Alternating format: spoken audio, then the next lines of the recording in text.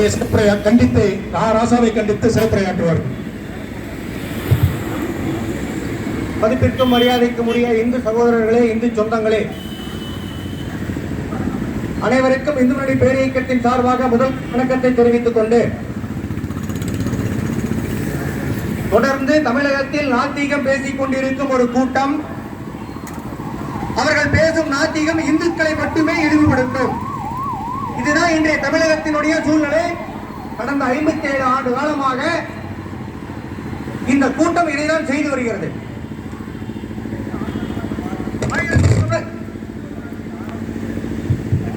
1960-70 காலகட்டங்களில் அவர்களை கட்டி கேட்க நாத்திக இந்து சமுதாயத்திற்கு 1980ஆம் ஆண்டு இந்த நாத்திக கூட்டத்தை கட்டி கேட்பதற்காக ஒரு இயக்கம் உருவாக்கப்பட்டது. அந்த இயக்கம் தான் இந்து முன்னணி. ராமகோபாலன் அவர்கள் இன்று நம்முடன் இல்லை. ஆனால் அவர் விரிவு இயக்கம் இன்றும் தமிழகத்தில் இந்துக்களுக்காக தொடர்ந்து போராடுகிறது, குரல் கொடுக்கிறது. இந்த திராவிட முன்னேற்ற கழகம் என்று சொல்லக்கூடிய இந்துக்களின் எதிரி, இந்துக்களின் விரோதி, இந்துக்களின் துரோகி, இந்த மாதிரி எத்தனை பட்டம் கொடுத்தாலும் அத்தனையும் அவர்களுக்கு தகும். ஏன் அவர்கள் பேசக்கூடிய நாத்திகம் முன்னாடி சொன்ன மாதிரி அது இந்துக்களுக்கு எதிரானது. கிறிஸ்துவ இஸ்லாமியனுக்கு எதிராக இவர்கள் நாத்திகம் பேச மாட்டார்கள். அங்கு இருக்கக்கூடிய மூட நம்பிக்கையை பேசும்பொழுது பகுத்தறிவு என்று பல்லை இணைப்பான் இந்த பரதேசி. இந்து மதத்தில் இருக்கக்கூடியதை கேட்டால் மூட நம்பிக்கை என்பான், அந்த மதத்திற்கு போனால் பகுத்தறிவு என்பான். இவர்களுடைய வார்த்தை ஜாலம், ஓட்டு பிச்சை தொடர்ந்து இந்துக்களை வஞ்சித்துக் கொண்டே இருக்கிறது. இந்துக்களும் பொறுத்து கொண்டே இருக்கிறோம். மாறி மாறி இந்த அயோக்கியனுக்கு அந்த அயோக்கியன் பரவாயில்ல, அந்த அயோக்கியனுக்கு இந்த அயோக்கியன் பரவாயில்ல அப்படின்னு நாமளும் மாறி மாறி ஓட்டு போட்டுட்டு, கடவுளே இல்லை என்று சொல்லக்கூடிய ஒரு கபோதியை நம்பி ஓட்டு போட்டு இந்து மதத்தை இழிவுபடுத்துகிறான் என்று தெரிந்தும் அவருடைய ஆட்சியில் அமர வைத்து விட்டு இன்று இந்து மதத்தை இழிவுபடுத்துகிறான், இந்துக்களை இழிவுபடுத்துகிறான். நாம் இன்னைக்கு ரோட்ல நின்று கட்டிட்டு இருக்கிறோம்னா நாம எவ்வளவு அறியாமையில நம்மளுடைய சமுதாயம் இருக்கிறது என்பதை நாம் முதல்ல உணரணும். இந்த நிலைமையை மாற்ற வேண்டும். இந்த நிலைமையை மாற்றுவதற்காக இந்து முன்னணி பேரியக்கம் தொடர்ந்து தமிழகத்தில் வேலை செய்து கொண்டிருக்கிறது. கடந்த 10-15 நாட்களாக ஒரு பெரிய பூகம்பமானது ஓடிக்கொண்டே இருக்கிறது. என்ன பேசுறாரு? திராவிட முன்னேற்ற கழகத்தினுடைய ஒரு எம்பி, மக்களால் தேர்ந்தெடுக்கப்பட்ட எம்பி, அவர் என்ன சொல்றாரு? இந்துக்களுக்கு ஒரு மதமே இல்ல, பார்சி இல்ல, சீக்கியன் இல்ல, கிறிஸ்து இல்ல, இஸ்லாமிய இல்லன்னா நீங்க எல்லாம் இந்துக்கள் சுப்ரீம் கோர்ட் சொல்லுதுன்னு ஒரு பொய்ய சொல்றாங்க. அதுவே சட்டப்படி அவர் மீது நடவடிக்கை எடுப்பதற்கான சட்ட வேலைகள் நடந்து கொண்டிருக்கிறது. அது மட்டுமல்ல, இந்திரன் என்றால் சூத்திரன், தீண்டத்தகாதவன், அடிமைகள். அதுக்கு மேல ஒரு வார்த்தை சொல்றாரு, நாம எல்லாம் தேசி மகன்கள் என்று பேசுகிறார். சொல்வதற்கு கூச்சமாகவும் இருக்கிறது, நடுக்கமாகவும் இருக்கிறது. ஆனால் அந்த கருதலை சரிகட்டு நாத்தெரும்பேறி இப்படி ஒட்டுமொத்த ஒரு சமுதாயத்தையுமே திட்டியும் கூட இந்த சமுதாயம் இன்னுமே தூங்கிக்கிட்டே இருக்கிறது நினைக்கும் போது வேதனையாக இருக்கிறது, வெட்கமாக இருக்கிறது, அவமானமாக இருக்கிறது. நாம் என்ன ரோட்டுக்கு வந்திருக்கிறோம்? அவர் சொல்லி இருக்கிறது அவருடைய பிறப்புக்கு அவர் சர்டிபிகேட் கொடுக்கட்டும், தப்பில்லை. ஏன் அவர் மதமாறி போன ஒரு கிறிஸ்தவனாக இருந்து உண்மையிலேயே இந்துக்கள் இருக்கக்கூடிய தாழ்த்தப்பட்ட சமுதாயத்தில் என்னுடைய சகோதரனுடைய ஒரு வாய்ப்பை தட்டி பறித்து பொய் சொல்லி ஏமாத்தி சட்டத்திற்கு எதிராக, சட்டத்திற்கு புறம்பாக அவர் நீலகிரி எம்பியா இருக்கிறார். அதற்காக அவர் எம்பி பதவியை பறிக்க வேண்டும். முதல் விஷயம், என்னுடைய தாழ்த்தப்பட்ட சகோதரனுக்கு துரோகம் பண்ணின துரோகி யாரு? 2G ஸ்பெக்ட்ரம் ராஜா, ஊழலின் மன்னன். கண்ணுக்கு தெரியாத காத்துல ஊழல் பண்றதுல, விஞ்ஞான ஊழல்ல திகைத்த திமுகவுக்கு கிடைத்த மிகப்பெரிய வரப்பிரசாதம் யாரு? ஆர் ராசா. நீங்க சொல்றீங்களே இந்துக்கள் என்றால் நீங்க எல்லாம் வேசி மகன்களுக்கு பிறந்தவர்கள், எத்தனை பேர் அந்த மதத்தில் நீங்க வேசி மகன்களாக இருக்க போற என்று கேள்வி கேட்கிறிய ராஜா. உன் பேருக்கு முன்னாடி ஆண்டி முத்து ராசான்னு போடுறிய அந்த ஆண்டி முத்து யாரு?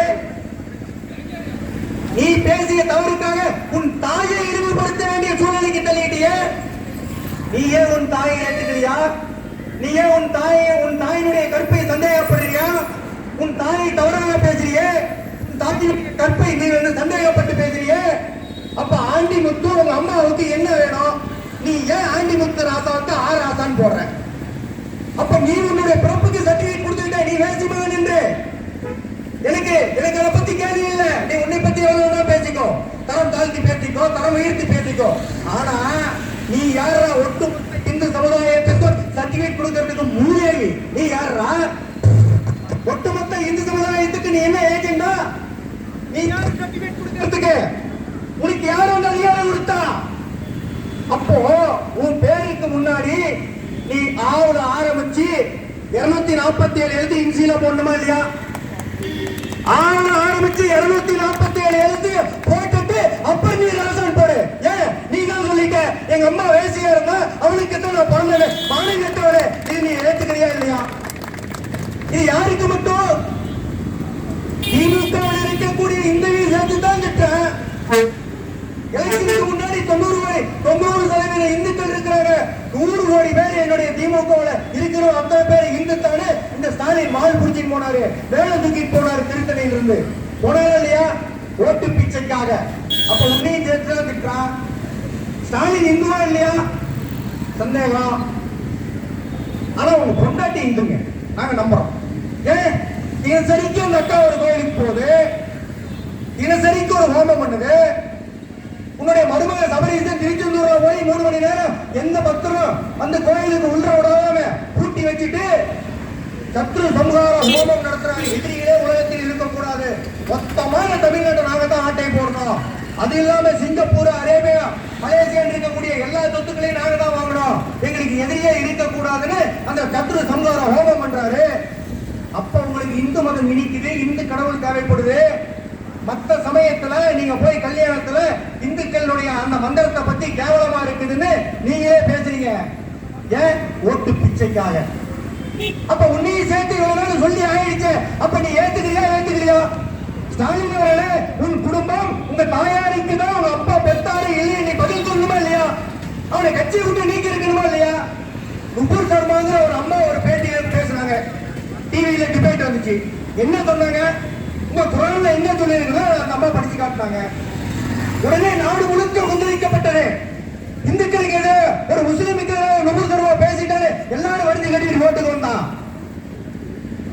இருந்தாலுமே கூட தவறு இல்லை என்றாலுமே கூட அந்த கொந்தளிப்பை அடக்க வேண்டும் என்பதற்காக பாரதிய ஜனதா கட்சி மாண்புமிகு அந்த நுபுர் சர்மாவை தன்னுடைய செய்தியாளர்களுடைய அந்த பொறுப்பிலிருந்து விலக்கி வைத்தது, நீக்கியது. ஏன்? மக்கள் விரும்பவில்லை என்று அவர்கள் போராட்டம் காட்டுகிறது. அதனால் நுபுர் சர்மா செய்தியாளர் செய்தி தொடர்பாளர் அந்த பொறுப்பில் இருந்து நீக்கப்படுகிறார். அறிவிச்சாவா இல்லையா? மாநில ஸ்டாலினே, நீ இந்த ராஜாவை கூடிய வச்சு போற, அப்ப நீ சொல்லி கொடுத்து பேசுறா? நீ சொல்லி கொடுத்துதான் நடக்கிறா? அப்ப நீ ஆட்டாளுக்கு பிறக்கலையா? அவன் சொல்றது உண்மையா? ஒன்னா நீ கட்சியை விட்டு நீக்கு, இல்லைன்னா அவன் மேல நடவடிக்கை. கனவு கண்ண என்ன சொன்னாரு? முத்திரச்செட்டிவாளி இருக்கிற இடத்துல அதெல்லாம் இருந்துச்சுன்னா நமக்கு அவமானமா இருக்கு. 1,00,000 பேர் கோயிலுக்கு போறான், அதை என்னைக்கு அப்புறப்படுத்துறோமோ அன்னைக்கு தான் இந்துக்களுக்கு உண்மையான எழுச்சி நாள்னு பேசினாரு. லட்சக்கணக்கான பேர், கோடிக்கணக்கான பேர் அவர்களை ஆதரித்தார்கள். அரசு என்ன பண்ணிச்சு? கடல் கண்ணனை தேடி அரெஸ்ட் பண்ணி ஆகஸ்ட் 15 அன்னைக்கு கைது பண்ணி விநாயகர் சதுர்த்தி அன்னைக்கு விடுதலை பண்ணிச்சு. 15 நாள் உள்ள வச்சிருந்தது. ஏன்? அவருக்கு கருத்து சுதந்திரம் இல்லையா? அவருக்கு நாட்டினுடைய பிரஜை இல்லையா? அவர் பேசக்கூடாதா? அப்ப ஆறாசா பேசியதற்கு நீங்க தமிழ்நாட்டில் இருக்கக்கூடிய டிஜிபி அவர்களே, இதுவரைக்கும் 5000 கம்ப்ளைண்ட் கொடுத்துமே நீங்க வழக்கு பதிவு செய்து நீங்கள் கைது பண்ணவில்லை என்றால் காவல்துறை பொதுமக்களுக்கான காவல்துறையா அல்லது கோபாலபுரத்தினுடைய குடும்ப சொத்தா? உங்களுக்கு சம்பளம் மக்கள் வரிபணத்திலிருந்து வாங்குறீங்களா இல்ல கோபாலபுரம் திமுக கட்சி நிதியிலிருந்து கொடுக்குறாங்களா? எங்களுக்கு சந்தேகம் நிவர்த்தி பண்ணுங்க. அப்ப சட்டம் எல்லாருக்கு சமம் ஏன் சார் பொய் சொல்றீங்க? ஏன் அப்பாவி கிட்ட சட்டம் சமம் சொல்றீங்க? காவல்துறை நடவடிக்கை எடுக்குன்னு ஏன் சொல்றீங்க? கண்ணு முன்னே தெரியுது காவல்துறை நடவடிக்கை இல்ல. காவல்துறை எல்லாம் திமுகவினுடைய காவல்துறை அதிகாரிகள் எல்லாம் திமுகவுடைய சொம்பு தூக்கிகளாக இருக்கிறார்கள். இப்படி பேசுவது இவர்களுக்கு புதிதல்ல, இது வழக்கமான ஒரு விஷயம். ஈவேரா சொன்னார், திராவிட கழகத்தில் இருந்து திமுக பிரிந்து சென்ற பொழுது அந்த ஈவேரா சொல்றார், என்ன சொல்றார்? யாரெல்லாம் தீக்காவில் இருந்து வெளியில் சென்றார்களோ அவர்கள் எல்லாம் விபச்சாரியின் மகன்கள் என்று சொன்னார். அன்னைக்கே சொல்லிட்டார். என்ன சொல்லிட்டாரு?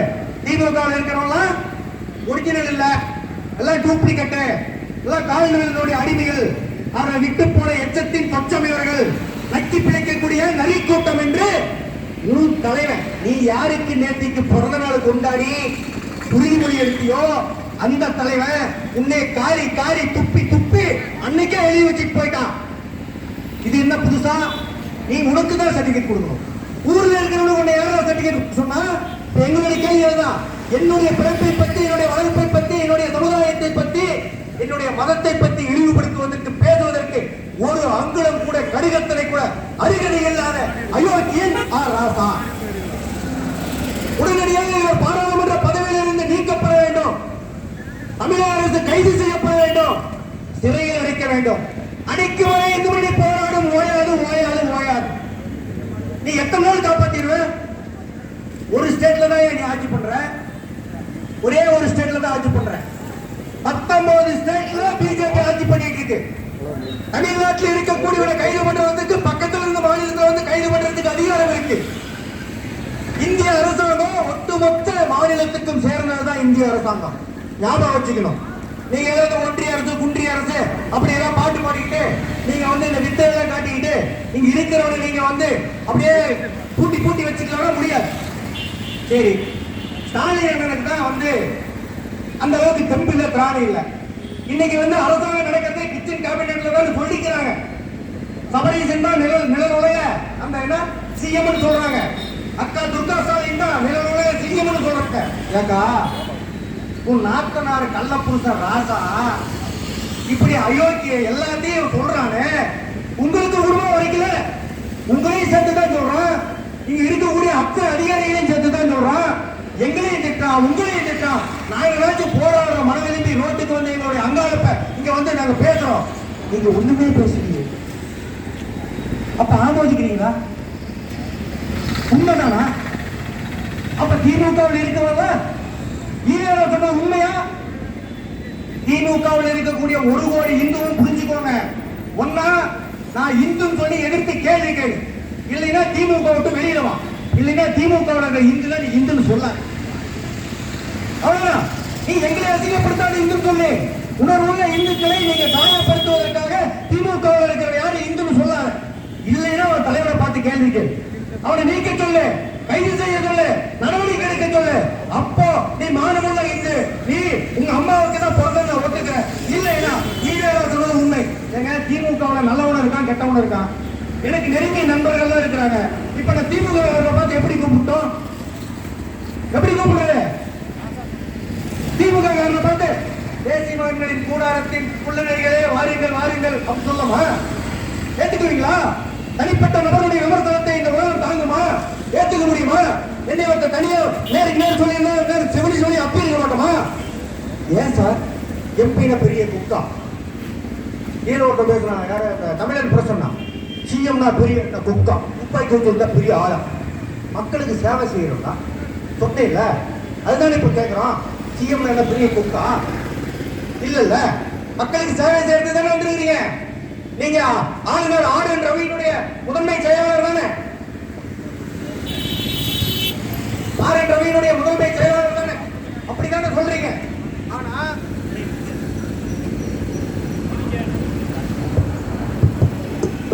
அப்படி இருந்துமே கூட நீங்கள் இன்னமும் மத்திய அரசை இழிக்கணும், படிக்கணும், ஏதாவது சொல்லணுங்கிறதுக்காக இப்படி இந்துக்களுக்கு எதிராக, இந்து சமுதாயத்துக்கு எதிராக வேலை செய்யக்கூடிய திருமாவளவன், சீமானு, காமரேட், கம்யூனிஸ்டுகள் 15 லட்சம் 20 லட்சத்துக்கு வேலை போனவங்களாம் விநாயகர் சதுர்த்தி பத்தி வேஷம் போடுறாங்க. அதுக்கு விநாயகர் அது என்ன விநாயகரா இருந்து போடுறான்.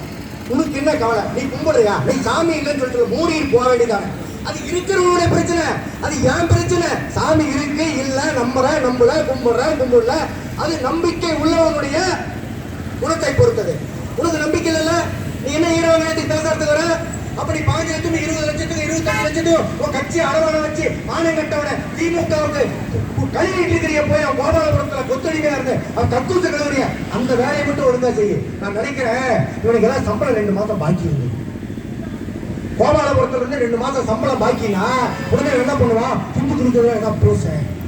தமிழ்நாட்டில் ஒரு கொந்தளிப்பை உண்டு பண்ணினா கொஞ்சம் பேட்டா சேர்த்தி போட்டு நிலுவை சம்பளத்தையும் கொடுத்துருவாங்கன்னு அவன் கூட்டணியில் இருக்கிறவங்க நினைக்கிறான். திருமாவளவன் திருப்பி சொல்லிட்டே இருக்காரு, சனாதனத்தை வேற இருப்போம், சனாதனத்தை வேற இருப்போம். ஒரு வெங்காயத்தை நீ அறுக்க முடியாது. எழுதி வச்சுக்க, இன்னும் 5 வருஷம் கழிச்சு கட்சியே இருக்காது. அதான் உண்மை. இன்னும் 5 வருஷம் கழிச்சு தமிழ்நாட்டில் ஒரு கட்சி இருக்கிற இடம் நீ பூத கண்ணாடி வச்சு தேடணும். எப்படி இந்தியாவில் காங்கிரஸை தேடிட்டு இருக்காங்களோ அதே போல தமிழ்நாட்டில் ஒரு கட்சி தேடக்கூடிய அவர்களுக்கு நீ தள்ளப்பட போற. அதுக்குள்ள சனாதனத்தை வேற இருப்போம், சனாதனத்தை வேற இருப்போம். என்னடா சனாதனத்தை வேற இருப்போம்? நீங்க உன்னால என்ன முடியும்? வாய்ப்பு இருக்காதுக்கு. சனாதனங்கிறது என்ன உருவாக்கப்பட்ட மதமாவது? ஆதியும் இல்லாமல் அந்தமம் இன்றாமல் தோன்றிய ஒரு மதத்தை அழிக்கணும்னு சொல்றீங்க. உன்னால அது முடியுமா? சாத்தியமா? வாய்ப்பு இருக்கா? சும்மா பேசுறது ஏன்? இந்துக்களுக்கு எதிராக பேசினா திமுக காரனா அப்படி சொல்லுவான், பேட்டா கொடுப்பான், காசு கொடுப்பான், இதுக்கோசரம். ஆனா இந்த திராவிட முன்னேற்ற கழகம் ஒரு பெரிய விஷயத்தை கையில் எடுக்கும். எப்பெல்லாம் மக்களுக்கு துரோகம் செய்கிறதோ, மக்களுடைய கிளர்ச்சி ஏற்படுகிறதோ, மக்கள் இவர்களை திட்டுகிறார்களோ, மக்கள் அரசாங்கத்துக்கு எதிராக பேட்டி கொடுக்கிறார்களோ, பேசுகிறார்களோ, அந்த எதிர்கட்சிகள் எல்லாம் எப்பொழுது இவர்களுடைய திட்டத்திற்கு எதிராக ரோட்டில் இறங்கி ஆர்ப்பாட்டம் போராட்டங்கள் நடத்துகிறதோ அப்பெல்லாம் இந்த திராவிட முன்னேற்ற கழகமானது இந்துக்களுக்கு எதிராக யாரையாவது விட்டு வாய் பேச வைக்கும். இன்னைக்கே வாய் பேச வச்சிருக்கு. சொத்து வரி ஏற்றியாச்சு, ஏற்றியாச்சா? கரண்ட் ஷாக் அடிக்குது, கையில பிளாக் கார்டு புடிச்சிட்டு நின்றுட்டு இருந்தாரு. கொரோனா சமயத்துல திமுகவினுடைய தலைவர் மு.க. ஸ்டாலின் அவர்கள் இன்னைக்கு கரண்ட்னு சொன்னாலே ஷாக் அடிக்குது. அடிக்குதா இல்லையா?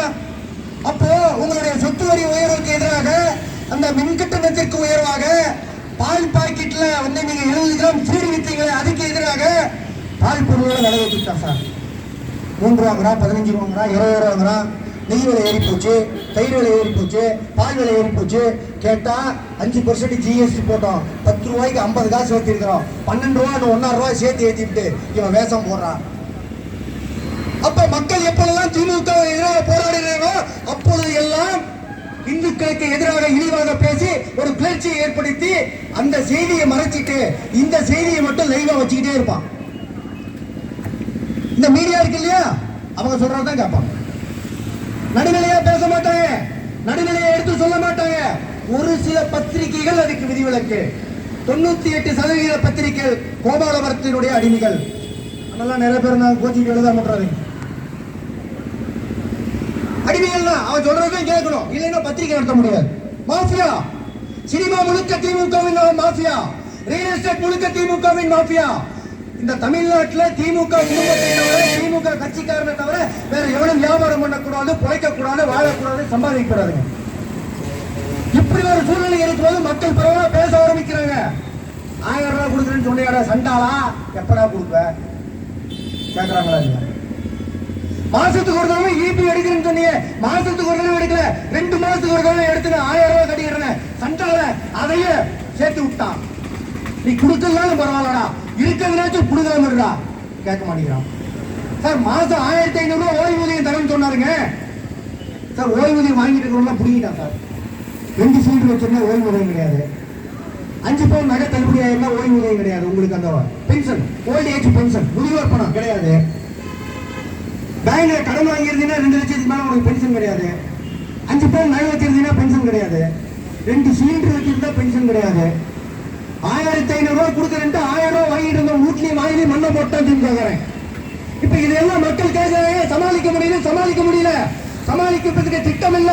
எங்க கஜானா காணி ஆட்சிக்கு வந்து ஒரு காலத்துல 2 லட்சம் கோடி கடன் வாங்கியிருக்க உலக வங்கியில் இருந்து.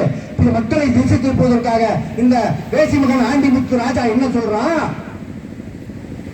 இந்துக்கள் என்றால் விபச்சாரியின் மகன்கள் சொல்றான். ஏன் சொல்றான்னு காரணம் புரிஞ்சுக்கிட்டோமா? நம்ம அவன் சொல்வதற்கான காரணம் புரிகிறதா? இவங்களுடைய தப்பை மறைப்பதற்காக இந்துக்களை சீண்டி விட்டு வேடிக்கை பார்க்கிறார்கள். எல்லா டிவிலையும் பாரு, மின்கட்டண உயர்வை பத்தி டிபேட்டே நடத்த மாட்டான். நல்ல டிவி காரணங்க ராசாவை பத்தி டிபேட் பண்ணுவான். அதுக்கு ராசாவை கூப்பிட மாட்டான். பிஜேபி காரனை கூப்பிடு, RSS காரனை கூப்பிடு, இந்து மணி காரனை கூப்பிடு. அப்பதான் ரிவ்யூஸ் அதிகமா வரும், அப்பதான் நமக்கு பணம் நிறைய கிடைக்கும், அப்பதான் வியூவர்ஸ் நிறைய பேர் வருவாங்க, அப்பதான் நம்மளுடைய அந்த சேனல் வந்து போக்கஸ் ஆகும். நான் சொல்றேன், தமிழ்நாட்டில் இருக்கக்கூடிய இந்த மீடியாக்கள் ஒரு நாளைக்கு இந்து முன்னணியோ பிஜேபியோ RSS இல்லாத ஒரு டிபேட் நீங்க போடுங்க பார்க்கலாம். உங்க டிபேட் எவனா பாக்குறான்னு பார்த்தலாம். எவ்வளவு பார்த்துவாங்க தமிழ்நாட்டுல? ஒருத்தர் கூட பார்க்க மாட்டான் சார். ஏன்? இவனுடைய டிஆர்பி ரேட்டிங்கே நம்ம தான். நம்ம போனாதான் உனக்கு டிஆர்பி ரேட்டிங்கே ஏறும். அதுக்காக நடத்துறான் டிவி அவன். சகோதரர்களே, மீண்டும் ஒரு முறை புரிந்து கொள்வோம். இந்த சமுதாயத்தை இழிவுபடுத்துவதற்காக தோற்றுவிக்கப்பட்ட திக, அதிலிருந்து பிரிந்து சென்ற வேசிமங்கள் என்று ஈவேரா சொன்ன திமுக, ஆண்டிமுத்து ராசா சொன்னது போல திமுகவில் இருக்கக்கூடிய அத்தனை வேசி மகன்கள், இவர்கள் எல்லாமே இந்து சமுதாயத்தை அழிக்க, சனாதனத்தை வேறழிக்க, இந்துக்களை இழிவுபடுத்துவதற்காக பிறந்த இழிப்பிறவிகள், ஈனப்பிறவிகள். இவர்களை தட்டி கேட்கக்கூடிய காலம் நெருங்கி கொண்டிருக்கிறது. சகோதரர்களே, இன்றும் இதுக்கு மேலே நம்மளை அசிங்கப்படுத்த முடியாது, இழிவுபடுத்த முடியாது, ஒன்றும் செய்ய முடியாது. இதுக்கு மேலேயே ரோட்ல வந்து போராடலைன்னா இந்து சமுதாயமே ஒரு நாள் நிரந்தரமாக நம்ம சமுதாயம் ரோட்டுக்கு வந்துவிடும் என்பதை மறந்துவிடக் கூடாது. சகிப்புத்தன்மை பேசுகிற இந்துக்கள், சனாதனம் பேசுகிற இந்துக்கள் அத்தனை பேருக்கும் சேர்த்து இந்து மணி களத்தை போராடி கொண்டிருக்கிறது. வந்தால் உங்களோடு, வரவிட்டால் நாங்களாக, எதிர்த்தால் எவனாக இருந்தாலும் ஏறி மிதிப்போம், காவி கொடியை பறக்க விடுவோம், கருப்புரி சோப்பியம் கதற விடுவோம் என்று வாய்ப்புக்கு நன்றி பாராட்டி வாழ்த்து தெரிவிக்கிறேன். நன்றி, வணக்கம், வாழ்க பாரதம், வந்தே மாதரம், பாரத் மாதா கி ஜெய்.